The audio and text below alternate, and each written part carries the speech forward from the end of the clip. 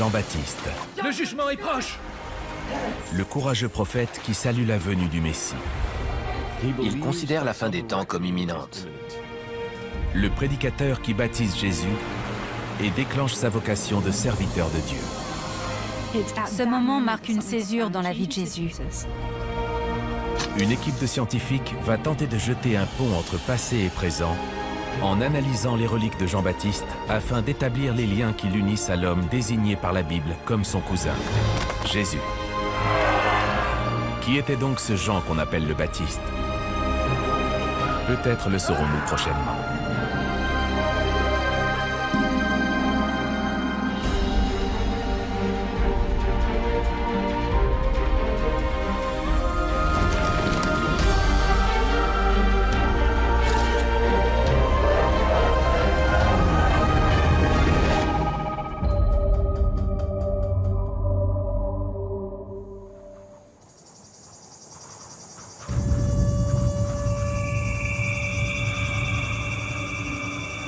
Le désert de Judée, au 1er siècle de notre ère. Un lieu sauvage et inhospitalier, en bordure de l'Empire romain. Cet avant-poste, situé sur les rives du Jourdain, est le fief d'un agitateur révolutionnaire qui promet la venue d'un sauveur. Son nom, Jean-Baptiste. Jean-Baptiste forme le premier chapitre de l'incroyable épopée de Jésus. Il prépare le chemin devant lui et reconnaît en lui le Messie attendu. Il apporte le feu et il veut que les gens le sentent, là. Qui es-tu? Es-tu sauvé? Pourquoi viens-tu? Il éprouve leur motivation. C'est une figure forte au milieu du désert. Et c'est dans le désert que la transformation intérieure se passe. C'est un personnage mystérieux. Il est bizarre. Il officie dans le désert. Il est habillé de façon étrange. Il est un peu dangereux et effrayant.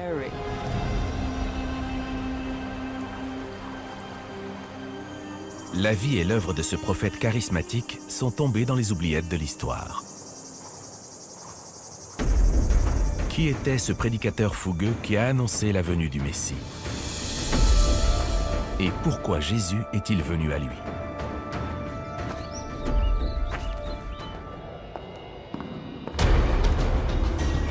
La science vient aujourd'hui au secours de l'histoire pour tenter d'approcher ce mystère. L'objectif sera d'établir la relation entre Jean-Baptiste et Jésus. Les chercheurs vont analyser des fragments d'os supposés appartenir au prophète. Pour la première fois dans l'histoire, on est capable de rattacher des reliques à une époque, à une date, et de mieux comprendre leur histoire, comment elles nous sont parvenues.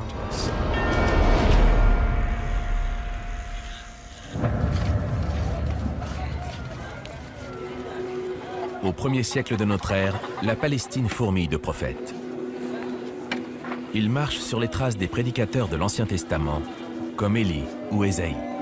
Les tables de la loi sont claires. Je suis là pour vous avertir.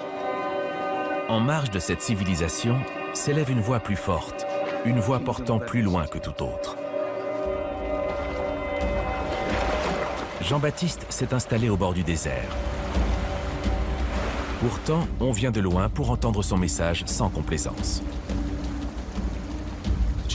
Géographiquement parlant, il vit en marge. Il s'éloigne du centre du pouvoir pour gagner le désert et faire venir les gens à lui. Aujourd'hui, il paraît évident que Jésus est plus important. Mais si vous aviez vécu en Palestine au 1er siècle, vous auriez connu le nom de Jean-Baptiste, peut-être pas celui de Jésus. Fils d'un des prêtres du Temple, Jean-Baptiste condamne les autorités religieuses de l'époque. Jean était en colère contre l'aristocratie sacerdotale qui était devenue une classe exploitante. En écho aux prophéties de l'Ancien Testament, les évangiles évoquent sa conviction profonde de l'imminence de la fin du monde. Le jugement est proche. Mais également de la venue d'un Messie. Le royaume des cieux est proche. Il exhorte les hommes à se repentir et à purifier leur âme afin de s'y préparer. Et pour ce faire, il leur offre le baptême.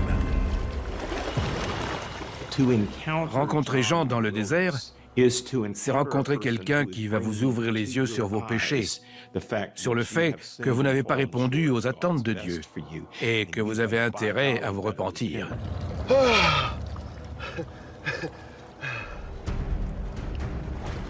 Jean-Baptiste est un prophète apocalyptique.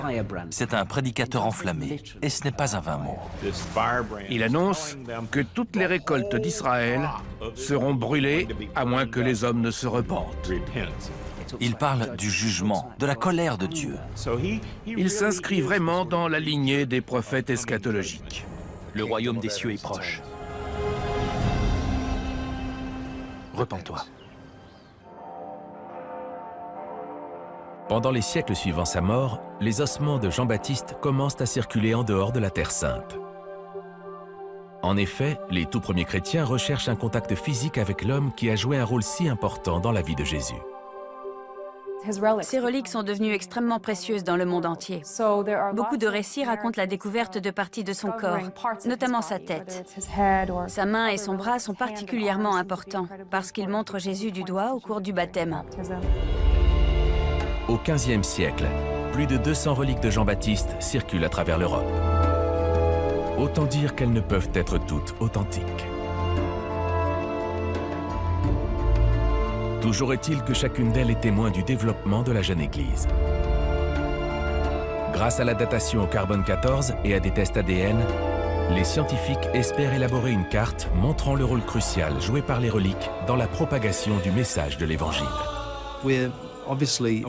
On est conscient du fait que la grande majorité des reliques qu'on va analyser ne correspondra probablement pas à la période qu'on s'attend à trouver. Mais ce n'est que la première étape d'un grand projet dans lequel on va examiner d'autres reliques similaires. On va les dater et obtenir des données scientifiques fiables pour savoir qui étaient ces gens et d'où ils venaient. Ce projet ambitieux de carte historique a vu le jour en Bulgarie en 2010. Cette année-là, une découverte archéologique fait la une des journaux du monde entier. Sous les ruines d'un monastère chrétien orthodoxe du 5e siècle dédié à Jean-Baptiste, est enterrée une urne censée contenir des fragments des os du prophète.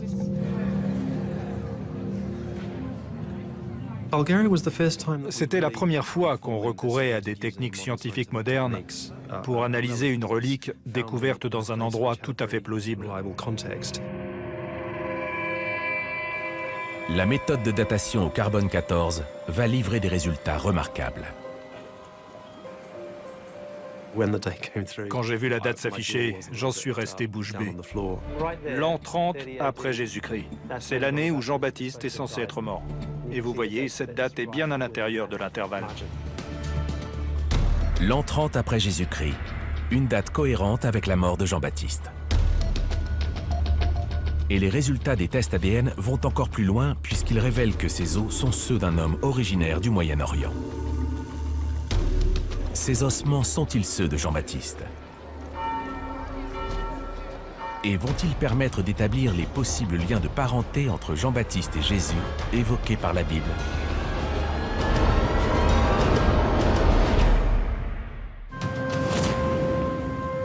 L'histoire de la relation unissant les deux hommes nous est racontée dans l'Évangile selon Luc.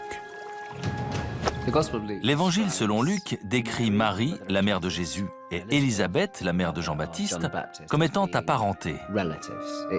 Il utilise un terme vague, parente. On peut supposer qu'elles sont cousines. Les évangiles ne mentionnent pas tous cet épisode. Mais d'après Luc, tout commence la nuit où la mère de Jésus, Marie, reçoit la visite d'un ange.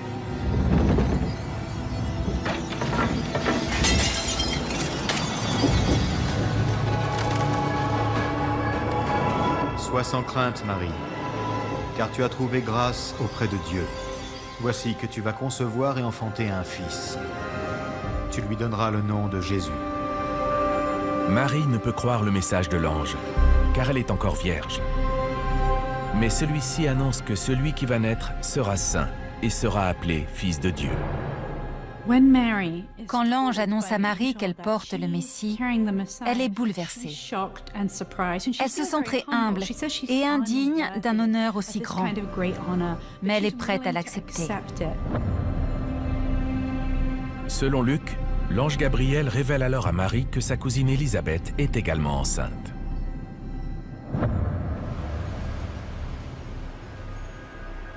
Marie se lancera dans un voyage de plus de 100 km pour gagner la région montagneuse de la Judée où habite sa cousine.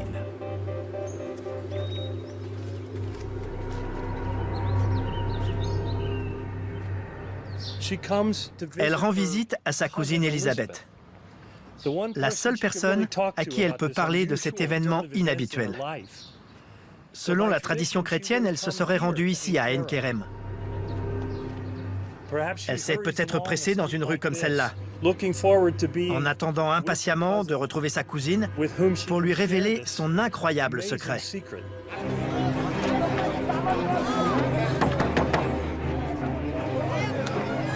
Élisabeth! Élisabeth! Marie?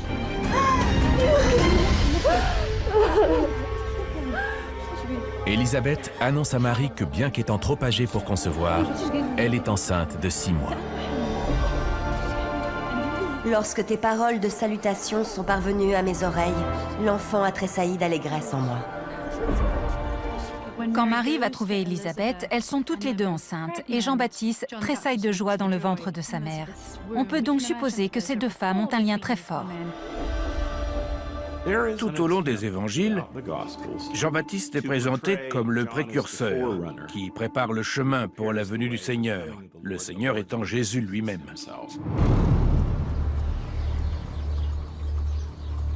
2000 ans plus tard, la possibilité que Jean-Baptiste et Jésus soient apparentés a déclenché le lancement de nouvelles études des reliques de Jean-Baptiste.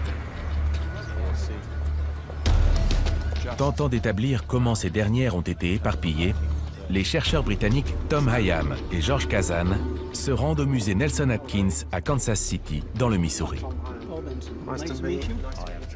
Ils vont analyser un trésor ancien, réputé contenir l'un des doigts de Jean-Baptiste. Pourrait-il appartenir au même individu que les ossements bulgares? Voilà l'ostensoir contenant la relique. Il est en vermeil et date de l'année 1400.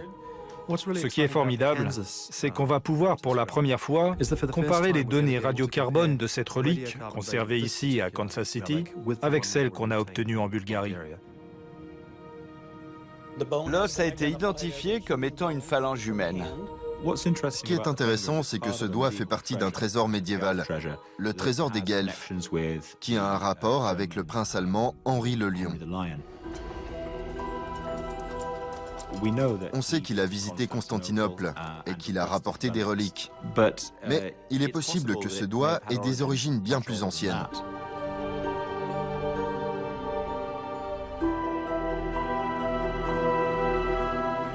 On peut le sortir pour l'examiner? L'os est logé dans une délicate châsse en vermeil datant du XIVe siècle. Le défi pour les chercheurs va consister à l'en extraire.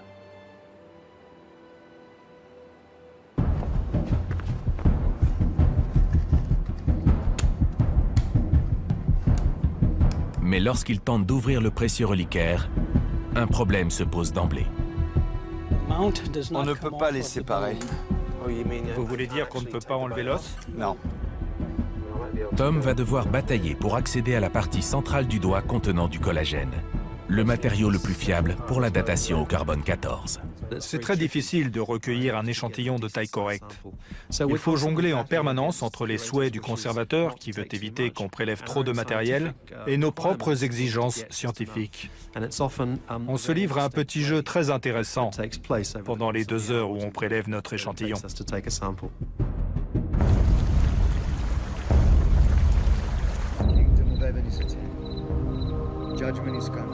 2000 ans plus tôt, sur les rives du Jourdain, le prêche charismatique de Jean-Baptiste continue d'attirer les foules. Parmi ces gens se trouve un homme qui va changer le cours de la vie de Jean-Baptiste, mais également celui de l'histoire.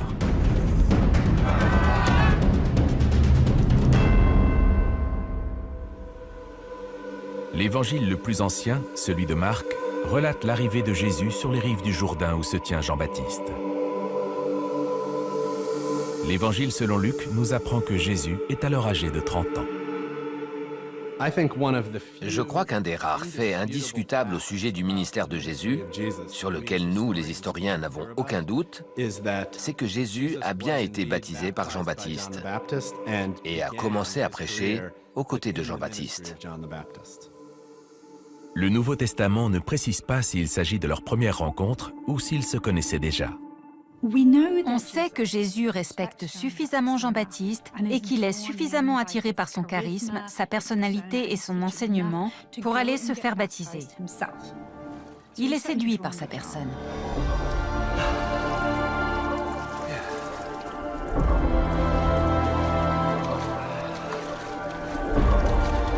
Jusque-là, Jean-Baptiste était le chef incontesté de son mouvement.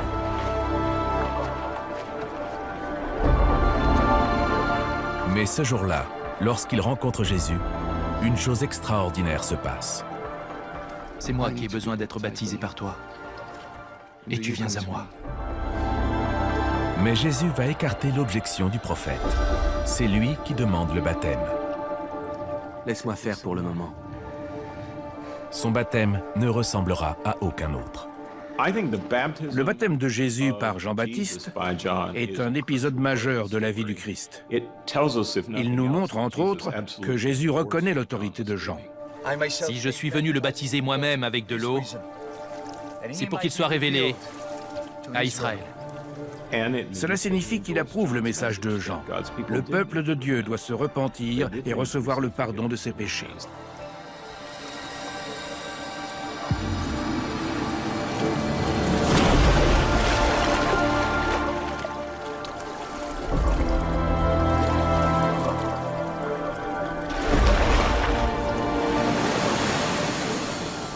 Et aussitôt, en remontant de l'eau, il vit les cieux se déchirer et l'Esprit descendre sur lui comme une colombe. Il y eut une voix venant des cieux. « Tu es mon Fils bien-aimé. En toi, je trouve ma joie. » Ce moment marque une césure dans la vie de Jésus. Il a découvert sa vocation et va répandre son propre message. C'est ainsi que commence le ministère de Jésus. Au moment de leur rencontre, Jésus découvre le charisme de Jean-Baptiste, ses talents de prédicateur, sa ferveur apocalyptique, sa position vis-à-vis du pouvoir. Et j'imagine que tout cela a réveillé en lui cette capacité latente à prêcher. C'est ce qui a déclenché sa mission. Et confiance en toi. Pourtant, les historiens sont face à un dilemme. Il y a un point obscur. Tous les évangiles soulignent le fait que Jean-Baptiste était inférieur à Jésus. Et pourtant, c'est lui qui donne le baptême. Dans les évangiles, on sent cette volonté de régler le problème du baptême de Jésus donné par Jean-Baptiste, car il place Jésus dans une position inférieure à Jean-Baptiste, ce qui posait problème à l'Église naissante. Les évangélistes vont tout faire pour rétablir le statut de Jésus par rapport à celui de Jean-Baptiste. Une chose est sûre, c'est le mouvement de Jésus en définitive qui va survivre et prospérer. Au départ, Jean a été un maître spirituel pour Jésus. C'est lui qui l'a baptisé dans le Jourdain et qui l'a fait venir à lui. Mais par la suite, leurs chemins se sont séparés. Il y a une phrase de Jean-Baptiste que j'adore. Jésus était de plus en plus populaire, alors même que Jean exerçait encore son ministère. Et ses disciples lui ont dit, « Regarde, ils se font tous baptiser par Jésus. » Et Jean a répondu, « Il faut que lui grandisse et que moi je diminue. » Jean-Baptiste reconnaît qu'il est là pour Jésus et pas pour lui-même. Et c'est pour moi une belle preuve d'humilité et d'allégeance. Jésus ne reverra jamais Jean-Baptiste. Mais après son baptême, il prend une page du livre de Jean et s'enfonce dans le désert pour prendre conscience de son identité profonde. Il est écrit dans le livre du prophète Ésaïe, « Dans le désert, préparez le chemin du Seigneur ». Leur choix s'est porté sur ce désert, et ils sont allés là-bas pour préparer la venue du Seigneur. Jésus passe 40 jours et 40 nuits sans manger. Il a été touché par la grâce de Dieu. À présent, il doit affronter le diable.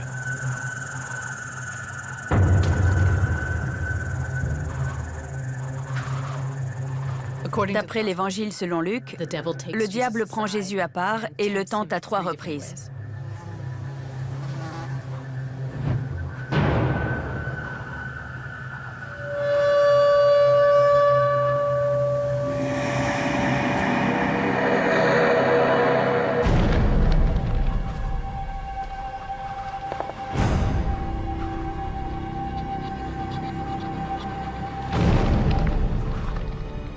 Tout d'abord, il l'incite à transformer des pierres en pain, car il sait que Jésus n'a pas mangé et qu'il est affamé. Jésus le repousse fermement. Il est écrit, « L'homme ne vivra pas de pain seulement. »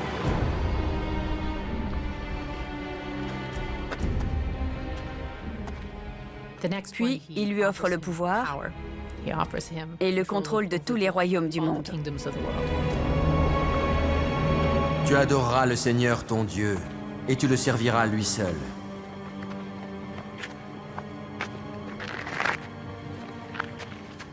Et 3e tentation, il l'emmène au point le plus haut du désert et lui demande de se jeter dans le vide pour être sauvé par les anges. Il est dit, tu ne tenteras pas le Seigneur ton Dieu.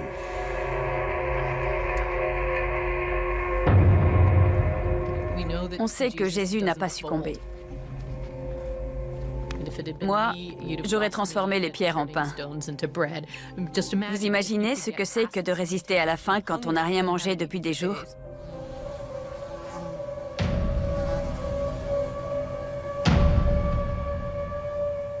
Après cette épreuve, les 2 autres ont dû être faciles.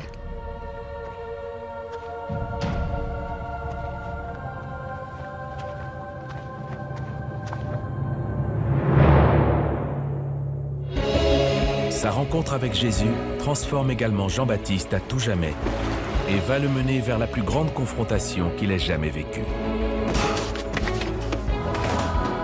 Le royaume des cieux est proche! Exalté par sa rencontre avec le Messie rédempteur, le prophète prêche avec une conviction renouvelée.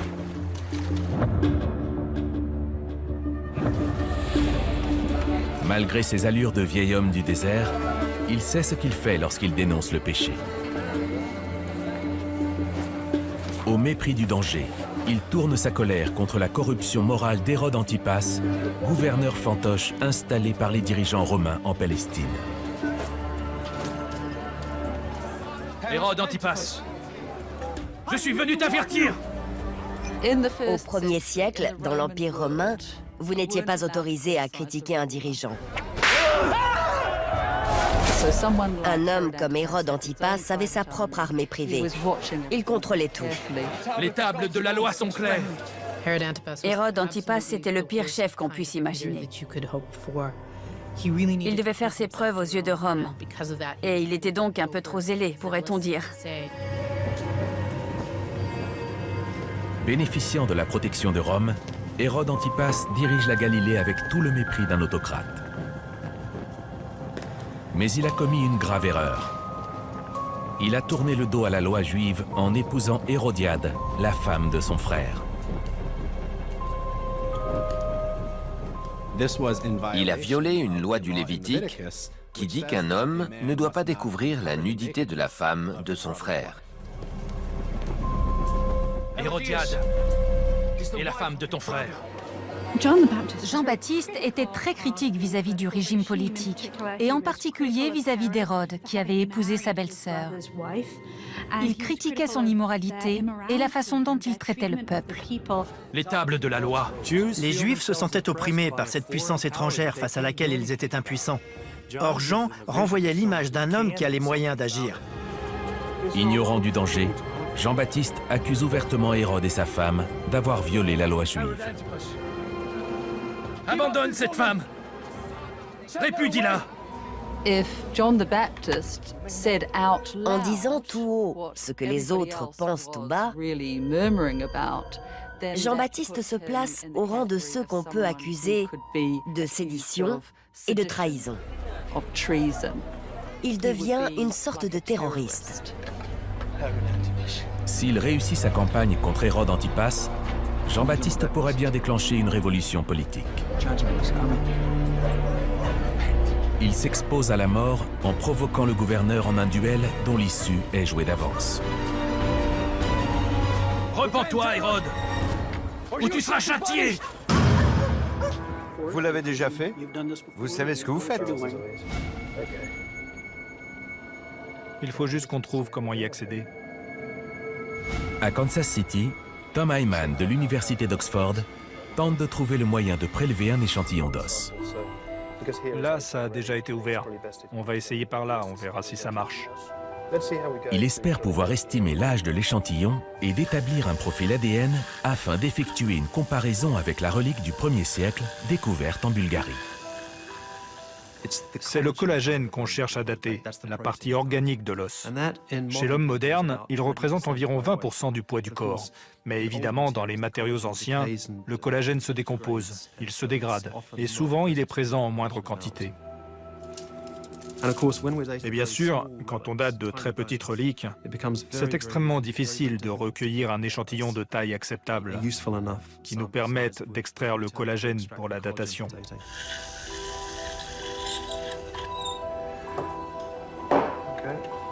Avec si peu de matière, le chercheur n'est pas certain de pouvoir déterminer si cet os est susceptible d'appartenir à Jean-Baptiste.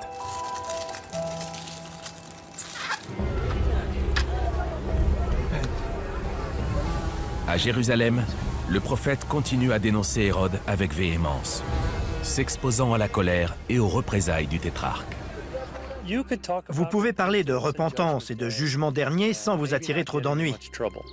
Mais si vous vous attaquez personnellement à Hérode, il va s'attaquer personnellement à vous.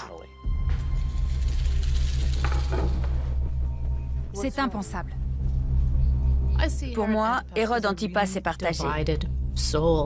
Il est tiraillé entre son ambition, sa soif de pouvoir et son désir pour sa femme. Il a transgressé la loi juive en se mariant avec elle, et ça le pénalise pour asseoir son autorité. Un homme insulte ta femme, et toi, tu le laisses faire? Hérodiade était une femme de tête. Tu n'es pas un homme, tu es un lâche. Elle agit selon ses désirs, quitte à enfreindre la loi. Arrête-le!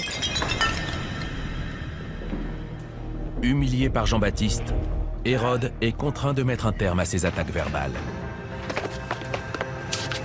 Il l'arrête pour atteinte à la sécurité de l'État. Mais il en faut plus pour réduire le prédicateur au silence. Le jugement est proche. Le jugement est proche, Hérode! C'est toi le criminel, pas moi!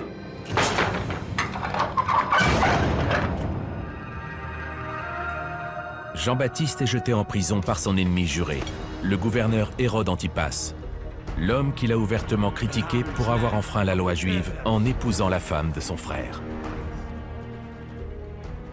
Après son arrestation, Jean-Baptiste ne baisse pas les bras. Il faut qu'il continue, qu'il poursuive la lutte. Au fond de son cachot, le prophète affronte ses propres démons.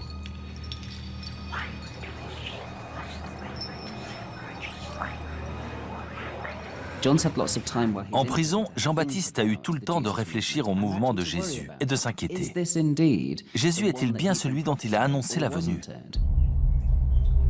Seul dans sa prison, Jean-Baptiste se torture l'esprit. Est-il sage de placer sa foi en Jésus et de l'accueillir comme le Messie? Cet homme a un feu qui brûle en lui. Il veut changer la vie des gens, changer la société. et on l'a muselé. Il veut donc savoir si Jésus est bien le Messie attendu, car il a besoin d'espoir depuis sa cellule. Jean-Baptiste réussit à envoyer ses fidèles auprès de Jésus pour l'interroger. Pardonne-nous nos péchés, comme nous pardonnons aussi à ceux qui nous ont offensés. La réponse de Jésus constitue l'un des passages les plus célèbres du Nouveau Testament. Jésus charge les disciples de dire à Jean tout ce qu'il accomplit. Il agit réellement. Vous l'avez trouvé? Ouais. Qu'a-t-il dit? La bonne nouvelle est annoncée aux pauvres. Les boiteux marchent, les aveugles voient. J'accomplis toutes ces choses, Jean. Je suis celui que tu attendais.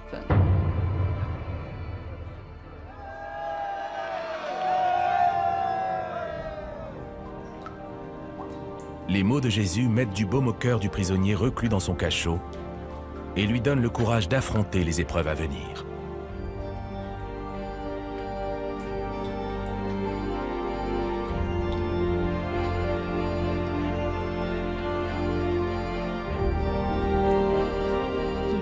Il a trouvé le vrai Messie. Et pour lui, toute l'injustice dont il a été témoin dans le monde est sur le point d'être réparée. Confesse tes péchés.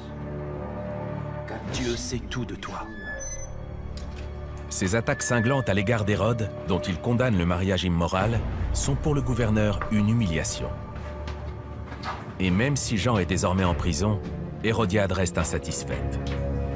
Elle veut se venger et exige d'Hérode qu'il s'occupe une bonne fois pour toutes de l'impertinent prophète.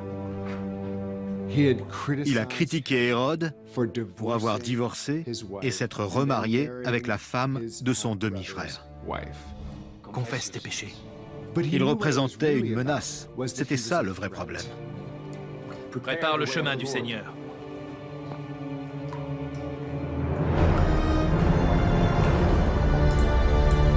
Tandis qu'Hérode semble hésiter à aller plus loin, Hérodiade sait que la prison n'empêchera pas Jean-Baptiste de continuer à entacher son honneur.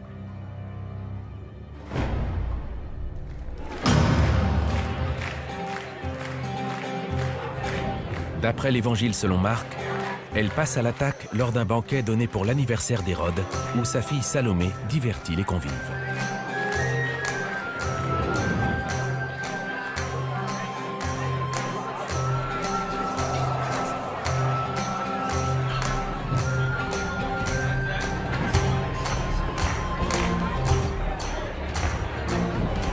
Cette danse paraît inoffensive, mais elle est exécutée dans un but bien particulier.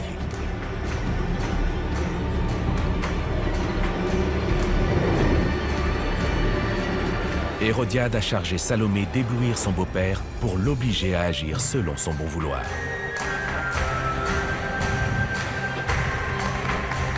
Séduit, Hérode s'engage à exaucer n'importe lequel des souhaits de la jeune fille. Elle plut à Hérode et à ses convives. Le roi dit à la jeune fille, « Demande-moi ce que tu voudras, et je te le donnerai. » Il ajouta, « Ce que tu me demanderas, je te le donnerai, fût-ce la moitié de mon royaume. » C'était un simple jeu, le résultat d'une belle performance. Mère, que dois-je demander? Pour Hérodiade, c'est l'occasion ou jamais de se débarrasser définitivement de celui qui la persécute.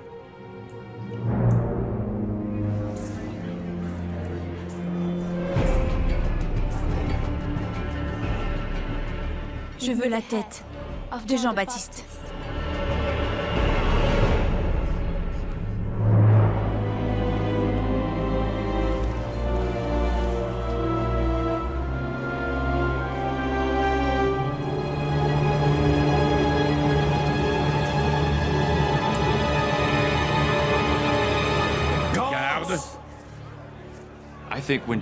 Je pense que quand il a réalisé qu'Hérode allait le faire exécuter,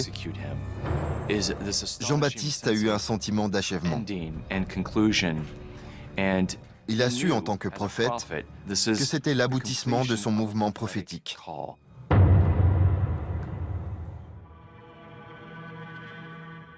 l'enquête sur la phalange attribuée à Jean-Baptiste bat son plein à Kansas City. De retour au laboratoire de recherche archéologique de l'Université d'Oxford, les deux chercheurs préparent l'échantillon avant de le placer dans un spectromètre de masse. La machine va analyser la quantité de radiocarbone présente dans le fragment afin d'en déterminer l'âge. Grâce aux techniques scientifiques, on peut aujourd'hui pour la première fois construire un modèle des similitudes scientifiques entre différents individus, pour mieux comprendre les mouvements et la transmission des reliques dans cette région du monde au cours du premier millénaire après Jésus-Christ. Le travail des scientifiques est terminé. Il ne leur reste plus qu'à attendre les résultats. Cet os pourrait-il appartenir à Jean-Baptiste? Prophète visionnaire, prédicateur enflammé, révolutionnaire audacieux, condamné à mort, Jean-Baptiste attend son destin. Rien dans les Écritures ne laisse entendre qu'il ait eu des doutes, ni même qu'il ait eu peur à cet instant-là. Jean a été exécuté pour faire peur à ceux qui auraient pu avoir l'idée de s'opposer publiquement au pouvoir, comme il l'a fait.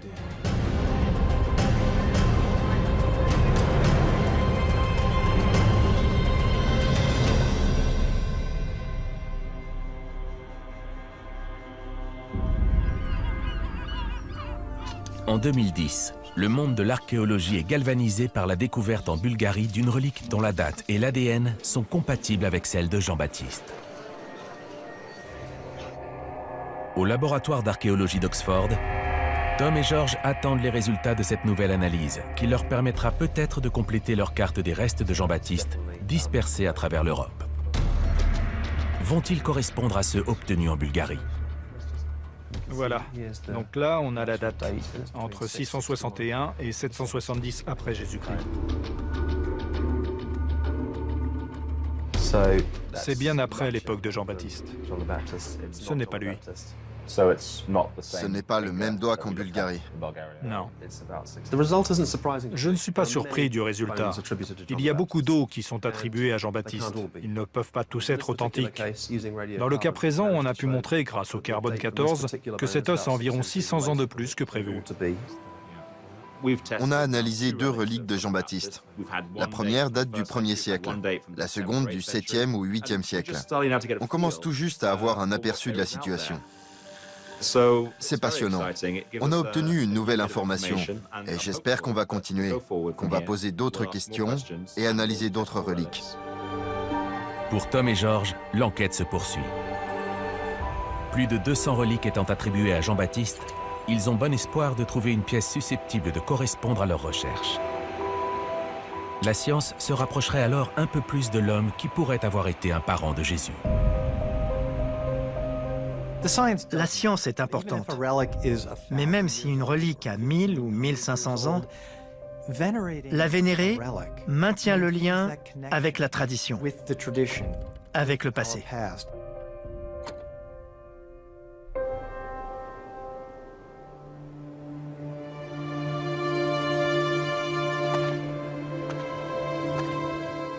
On sait, d'après les évangiles, que quand Jésus a appris la mort de Jean-Baptiste, il s'est retiré dans le désert et a passé du temps seul. Ça a été un événement traumatisant dans sa vie. L'annonce de la décapitation d'un être cher a dû l'affecter profondément. Mais elle n'a pas changé sa mission. Elle a même dû renforcer sa détermination. Pour Jésus, Jean-Baptiste était un catalyseur de changement, celui qui annonce un tournant, un moment charnière de l'histoire. Jean-Baptiste était un modèle pour Jésus au sens où il ne faisait jamais de compromis. Le royaume des cieux est proche! Et c'est l'image qu'on a de Jésus, même jusqu'à la mort. Exhortant ses fidèles à se repentir et à se tourner vers Dieu, Tu ne me fais pas peur! Jean-Baptiste a osé dire la vérité au pouvoir et a payé le prix fort pour son audace. Je pense qu'il avait compris qu'il était un martyr au service d'une grande cause, l'avènement du royaume de Dieu sur la terre, ce pourquoi il a prêché toute sa vie. Pour moi, Jésus et Jean sont très semblables. La façon dont ils conçoivent Dieu, ce qu'ils demandent aux gens de faire, l'appel à la repentance. Pour eux, le monde sera transformé et ils invitent les gens à changer de conduite. Là, maintenant. Après la mort de Jean-Baptiste, bon nombre de ses disciples se tournent vers Jésus. Le mouvement de Jean décline peu à peu, éclipsé par la toute nouvelle Église chrétienne dont le message se répand dans le monde entier.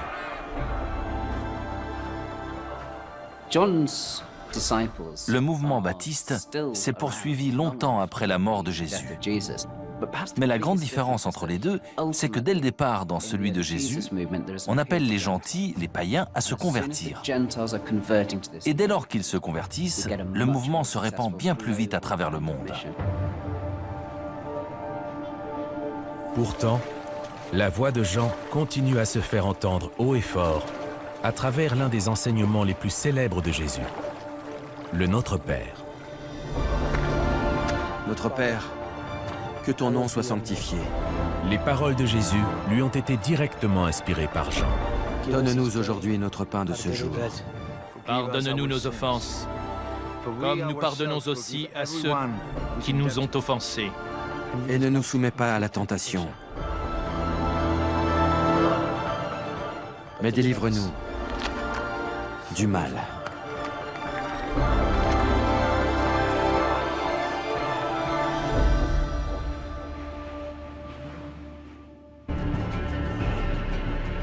Je veux la tête de Jean-Baptiste.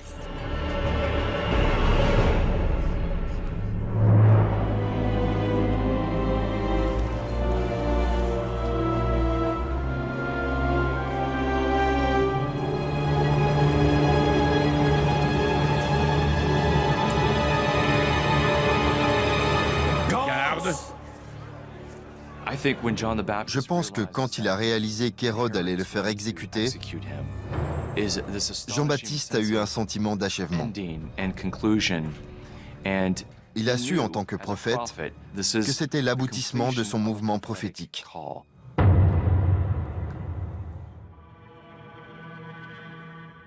L'enquête sur la phalange attribuée à Jean-Baptiste bat son plein à Kansas City.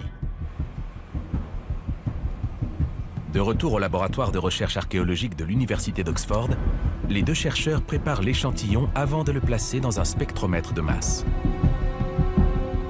La machine va analyser la quantité de radiocarbone présente dans le fragment afin d'en déterminer l'âge. Grâce aux techniques scientifiques, on peut aujourd'hui pour la première fois construire un modèle des similitudes scientifiques entre différents individus, pour mieux comprendre les mouvements et la transmission des reliques dans cette région du monde au cours du premier millénaire après Jésus-Christ. Le travail des scientifiques est terminé. Il ne leur reste plus qu'à attendre les résultats. Cet os pourrait-il appartenir à Jean-Baptiste ? Prophète visionnaire, prédicateur enflammé, révolutionnaire audacieux, condamné à mort, Jean-Baptiste attend son destin. Rien dans les Écritures ne laisse entendre qu'il ait eu des doutes, ni même qu'il ait eu peur à cet instant-là. Jean a été exécuté pour faire peur à ceux qui auraient pu avoir l'idée de s'opposer publiquement au pouvoir, comme il l'a fait.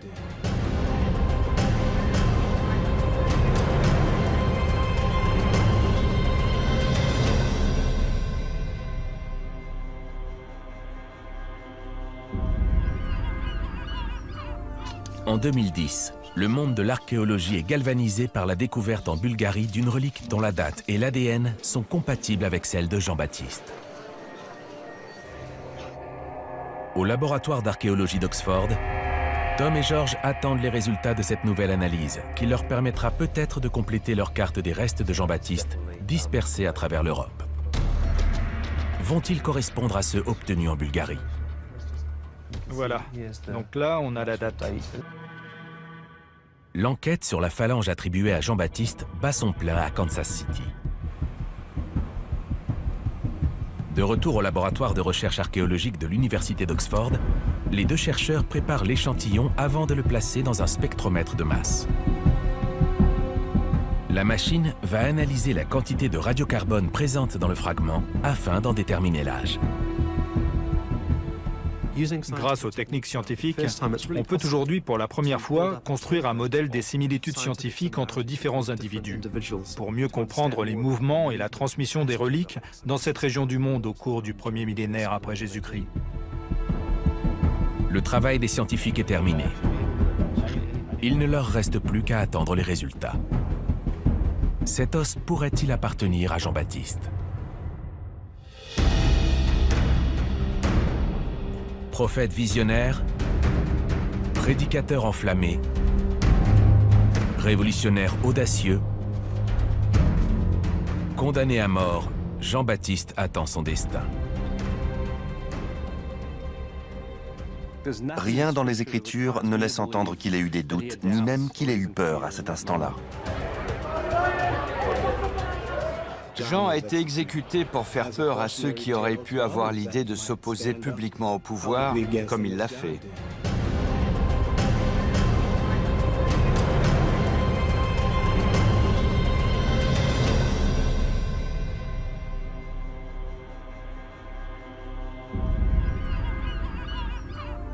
En 2010, le monde de l'archéologie est galvanisé par la découverte en Bulgarie d'une relique dont la date et l'ADN sont compatibles avec celle de Jean-Baptiste.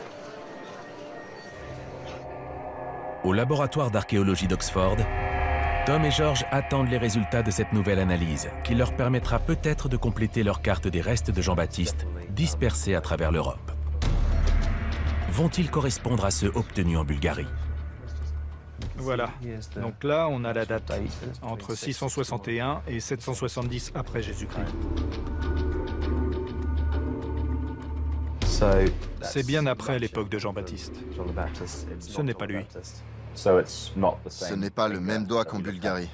Non. Je ne suis pas surpris du résultat. Il y a beaucoup d'eau qui sont attribués à Jean-Baptiste. Ils ne peuvent pas tous être authentiques. Dans le cas présent, on a pu montrer, grâce au carbone 14, que cet os a environ 600 ans de plus que prévu. On a analysé 2 reliques de Jean-Baptiste. La première date du 1er siècle, la seconde du 7e ou 8e siècle. On commence tout juste à avoir un aperçu de la situation. C'est passionnant. On a obtenu une nouvelle information et j'espère qu'on va... Tu me demanderas, je te le donnerai, fût-ce la moitié de mon royaume. C'était un simple jeu, le résultat d'une belle performance. Mère, que dois-je demander? Pour Hérodiade, c'est l'occasion ou jamais de se débarrasser définitivement de celui qui la persécute.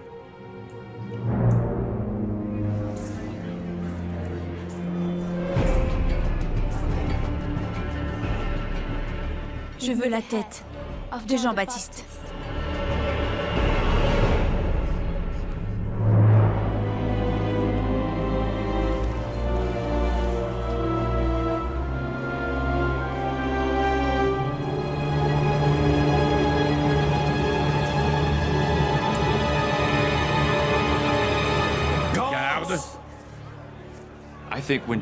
Je pense que quand il a réalisé qu'Hérode allait le faire exécuter, Jean-Baptiste a eu un sentiment d'achèvement. Il a su, en tant que prophète, que c'était l'aboutissement de son mouvement prophétique.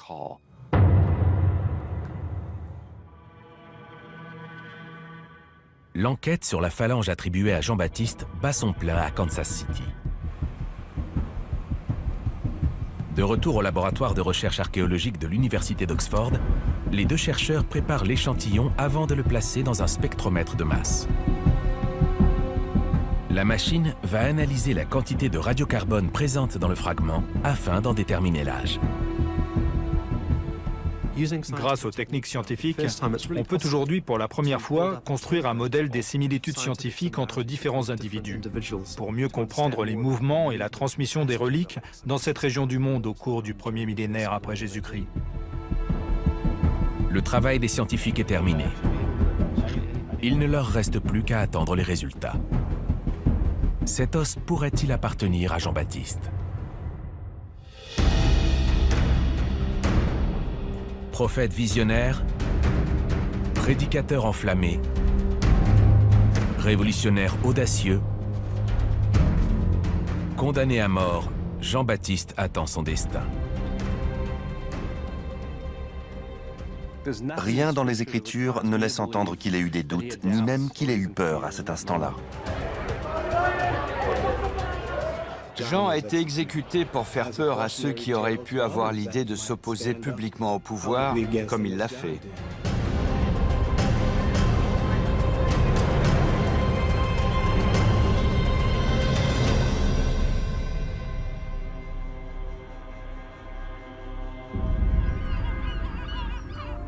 En 2010, le monde de l'archéologie est galvanisé. Ces ossements sont-ils ceux de Jean-Baptiste?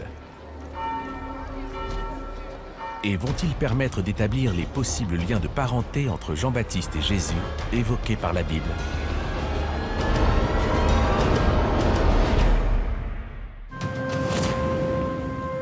L'histoire de la relation unissant les deux hommes nous est racontée dans l'Évangile selon Luc. L'Évangile selon Luc décrit Marie, la mère de Jésus, et Élisabeth, la mère de Jean-Baptiste, comme étant apparentées. Il utilise un terme vague, parente. On peut supposer qu'elles sont cousines. Les évangiles ne mentionnent pas tous cet épisode. Mais d'après Luc, tout commence la nuit où la mère de Jésus, Marie, reçoit la visite d'un ange.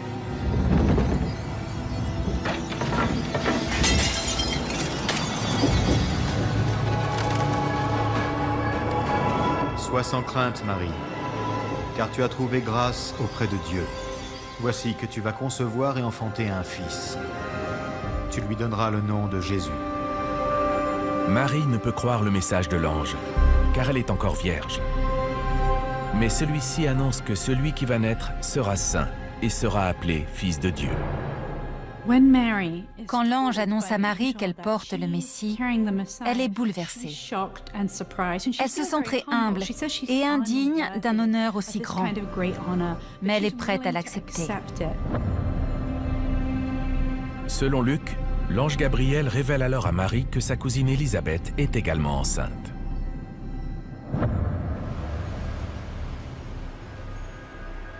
Marie se lancera dans un voyage de plus de 100 km pour gagner la région montagneuse de la Judée où habite sa cousine.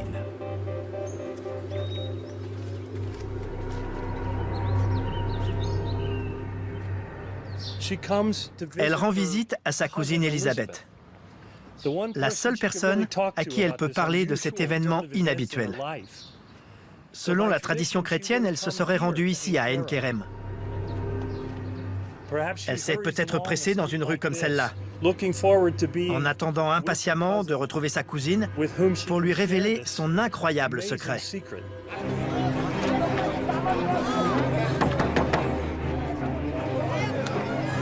Élisabeth! Élisabeth! Marie?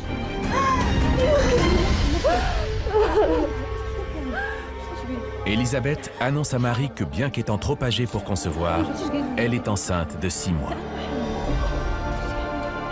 Lorsque tes paroles de salutation sont parvenues à mes oreilles, l'enfant a tressailli d'allégresse en moi. Quand Marie va trouver Élisabeth, elle... Sans complaisance. Géographiquement parlant, il vit en marge. Il s'éloigne du centre du pouvoir pour gagner le désert et faire venir les gens à lui. Aujourd'hui, il paraît évident que Jésus est plus important. Mais si vous aviez vécu en Palestine au 1er siècle, vous auriez connu le nom de Jean-Baptiste, peut-être pas celui de Jésus. Fils d'un des prêtres du temple, Jean-Baptiste condamne les autorités religieuses de l'époque. Jean était en colère contre l'aristocratie sacerdotale qui était devenue une classe exploitante. En écho aux prophéties de l'Ancien Testament, les évangiles évoquent sa conviction profonde de l'imminence de la fin du monde. Le jugement est proche. Mais également de la venue d'un Messie. Le royaume des cieux est proche. Il exhorte les hommes à se repentir et à purifier leur âme afin de s'y préparer. Et pour ce faire, il leur offre le baptême. Rencontrer Jean dans le désert, c'est rencontrer quelqu'un qui va vous ouvrir les yeux sur vos péchés, sur le fait que vous n'avez pas répondu aux attentes de Dieu et que vous avez intérêt à vous repentir.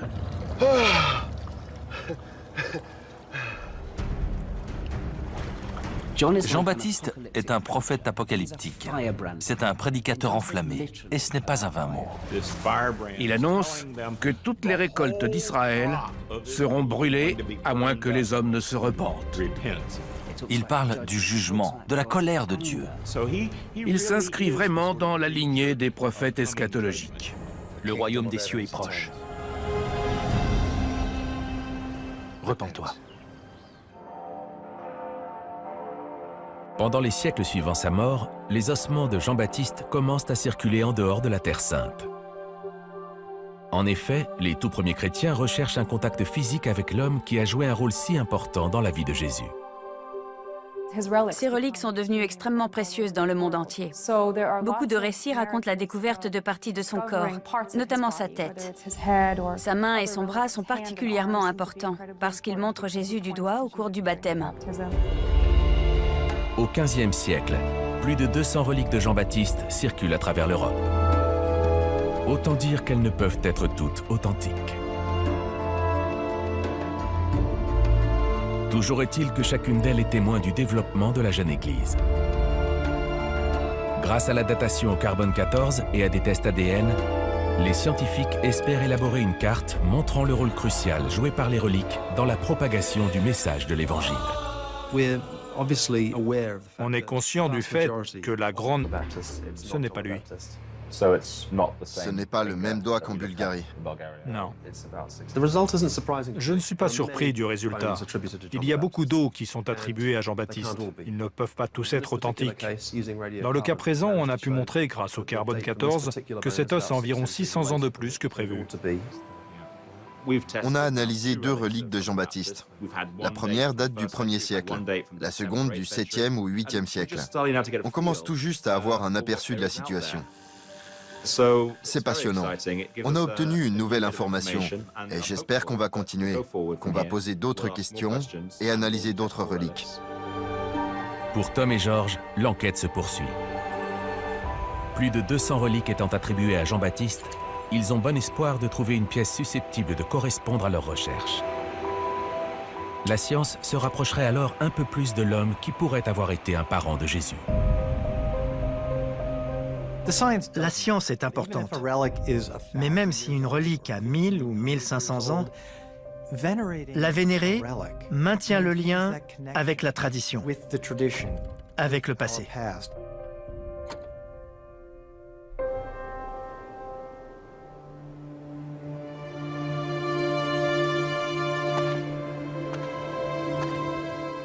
On sait, d'après les évangiles, que quand Jésus a appris la mort de Jean-Baptiste, il s'est retiré dans le désert et a passé du temps seul. Ça a été un événement traumatisant dans sa vie. L'annonce de la décapitation d'un être cher a dû l'affecter profondément. Mais elle n'a pas changé sa mission. Elle a même dû renforcer sa détermination. Pour Jésus, Jean-Baptiste était un catalyseur de changement, celui qui annonce un tournant, un moment charnière de l'histoire. Jean-Baptiste était un modèle pour Jésus au sens où il ne faisait jamais de compromis. Le royaume des cieux est proche! Et c'est l'image qu'on a de Jésus, même jusqu'à la mort. Exhortant ses fidèles à se repentir et à se tourner vers Dieu, Tu ne me fais pas peur! Jean-Baptiste a osé dire la vérité au pouvoir et a payé le prix fort pour son audace. Je pense qu'il avait compris qu'il était un martyr au service d'une grande cause, l'avènement du royaume de Dieu sur la terre, ce pourquoi il a prêché toute sa vie. Pour moi, Jésus et Jean sont très semblables. La façon dont ils conçoivent Dieu, ce qu'ils demandent aux gens de faire, l'appel à la repentance. Pour eux, le monde sera transformé et ils invitent les gens à changer de conduite. Là, maintenant. Ag, parente. On peut supposer qu'elles sont cousines. Les évangiles ne mentionnent pas tous cet épisode. Mais d'après Luc, tout commence la nuit où la mère de Jésus, Marie, reçoit la visite d'un ange.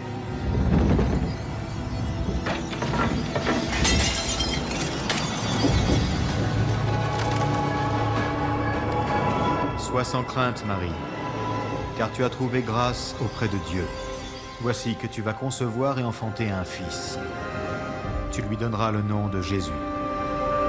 Marie ne peut croire le message de l'ange, car elle est encore vierge. Mais celui-ci annonce que celui qui va naître sera saint et sera appelé Fils de Dieu. Quand l'ange annonce à Marie qu'elle porte le Messie, elle est bouleversée. Elle se sent très humble et indigne d'un honneur aussi grand, mais elle est prête à l'accepter. Selon Luc, l'ange Gabriel révèle alors à Marie que sa cousine Élisabeth est également enceinte.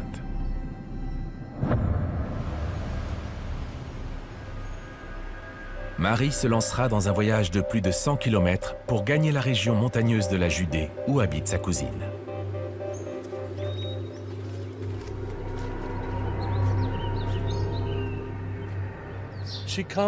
Elle rend visite à sa cousine Élisabeth, la seule personne à qui elle peut parler de cet événement inhabituel.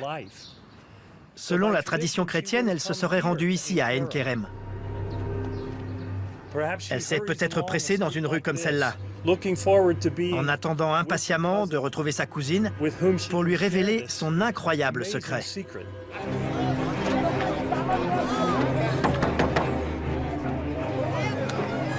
Élisabeth! Élisabeth! Marie?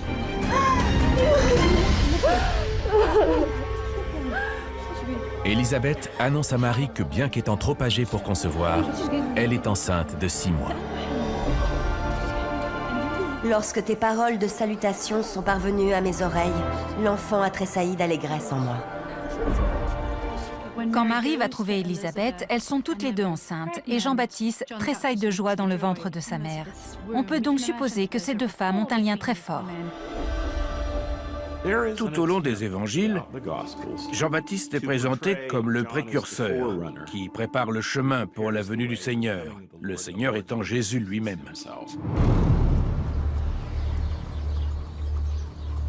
2000 ans plus tard, la possibilité que Jean-Baptiste et Jésus soient apparentés a déclenché le lancement de nouvelles études des reliques de Jean-Baptiste. Les épreuves à venir.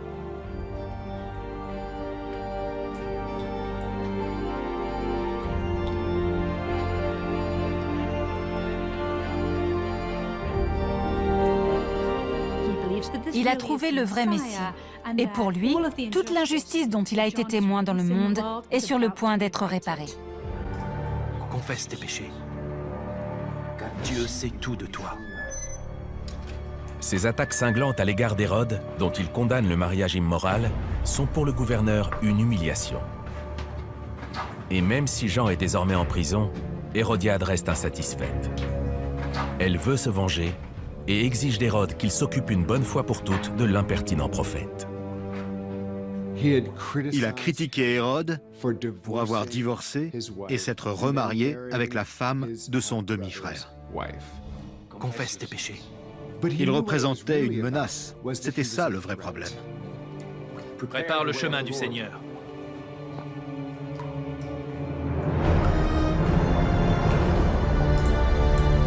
Tandis qu'Hérode semble hésiter à aller plus loin, Hérodiade sait que la prison n'empêchera pas Jean-Baptiste de continuer à entacher son honneur.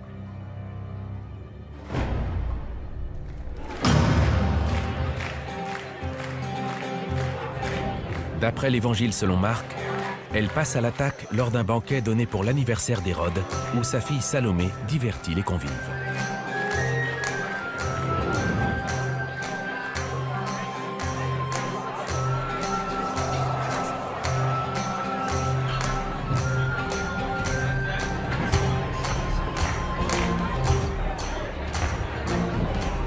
Cette danse paraît inoffensive, mais elle est exécutée dans un but bien particulier.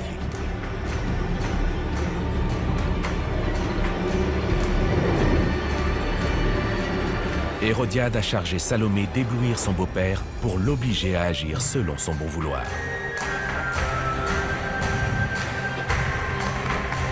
Séduit, Hérode s'engage à exaucer n'importe lequel des souhaits de la jeune fille.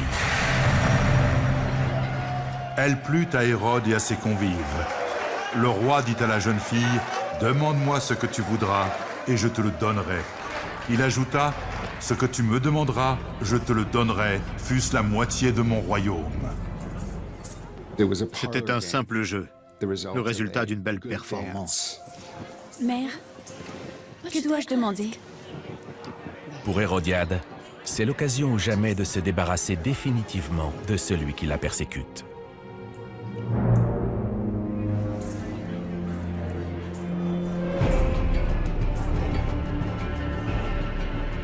Je veux la... À Israël. Cela signifie qu'il approuve le message de Jean. Le peuple de Dieu doit se repentir et recevoir le pardon de ses péchés.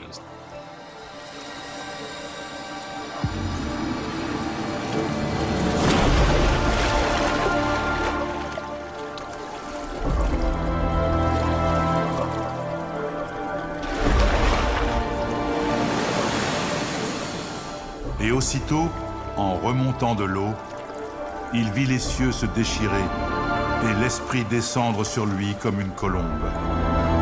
Il y eut une voix venant des cieux. « Tu es mon Fils bien-aimé. En toi, je trouve ma joie. »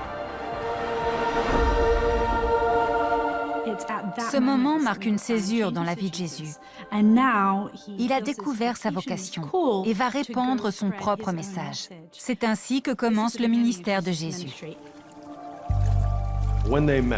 Au moment de leur rencontre, Jésus découvre le charisme de Jean-Baptiste.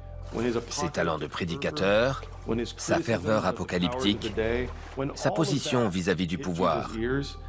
Et j'imagine que tout cela a réveillé en lui cette capacité latente à prêcher. C'est ce qui a déclenché sa mission. Et confiance en toi. Pourtant, les historiens sont face à un dilemme. Il y a un point obscur. Tous les évangiles soulignent le fait que Jean-Baptiste était inférieur à Jésus. Et pourtant, c'est lui qui donne le baptême. Dans les évangiles, on sent cette volonté de régler le problème du baptême de Jésus donné par Jean-Baptiste, car il place Jésus dans une position inférieure à Jean-Baptiste, ce qui posait problème à l'Église naissante.